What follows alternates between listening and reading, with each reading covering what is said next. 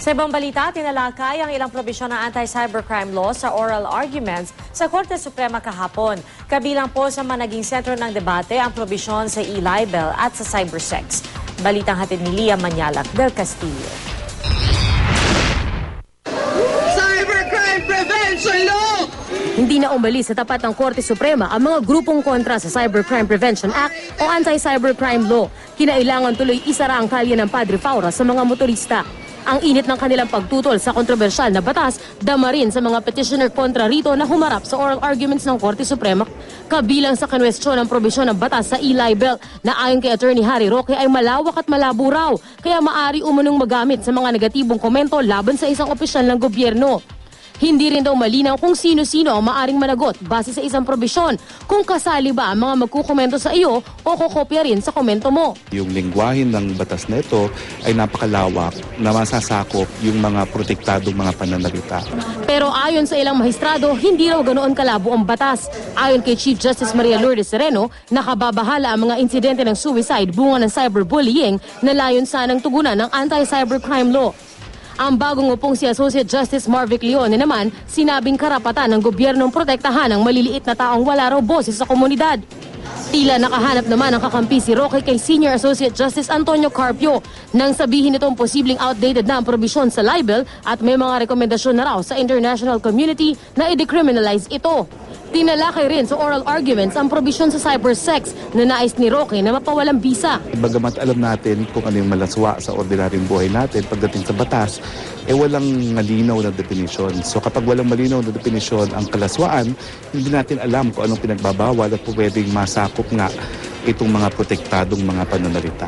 Trabaho ng Kongreso yun ang gumawa ng isang batas na malinaw at nagsisigurado na hindi sakop sa pagbabawal yung mga protektadong mga pananalita. Ang tawag dyan yung doktrina ng overbreadth at saka ng void for vagueness. Pero sabi ni Associate Justice Roberto Abad, hindi malabo ang batas tungkol sa kung ano ang malaswa. Kinwestiyon naman ni Congressman Nery Colmenares kung bakit mas mataas ang parusa sa lalabag sa anti-cybercrime law kumpara sa revised penal code kung wala namang pinagkaibang elemento ng krimen sa dalawang batas. Ang puntong ito, sinang-ayunan ng ilang mahistrado tulad ni Senior Associate Justice Teresita de Castro.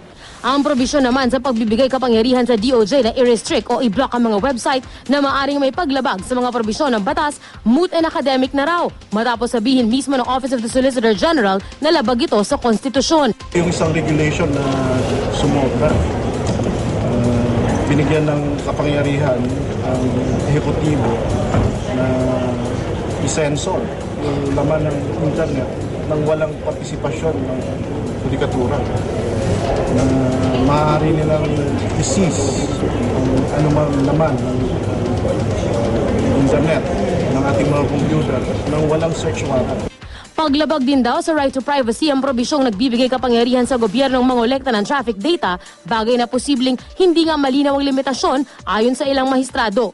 Walang limitation sa gobyerno, yung government can collect any kind of traffic data na walang limitation in terms of time, kahit gaano katagal, kahit gaano karami. Ang sinasabi namin is kailangan yan merong judge na nagsasabi, nagbibigay ng limitasyon. Sa Enero 22 pa magsasalita sa harap ng mga mahistrado ang Solicitor General, 2 linggo bago mapaso ang TRO sa pagpapatupad ng batas. Everything is constitutional. There is a separate law, the Data Protection Act, which was approved just about the same time. So there's no threat to liberty or to privacy. Lia Manyalak del Castillo, GMA News.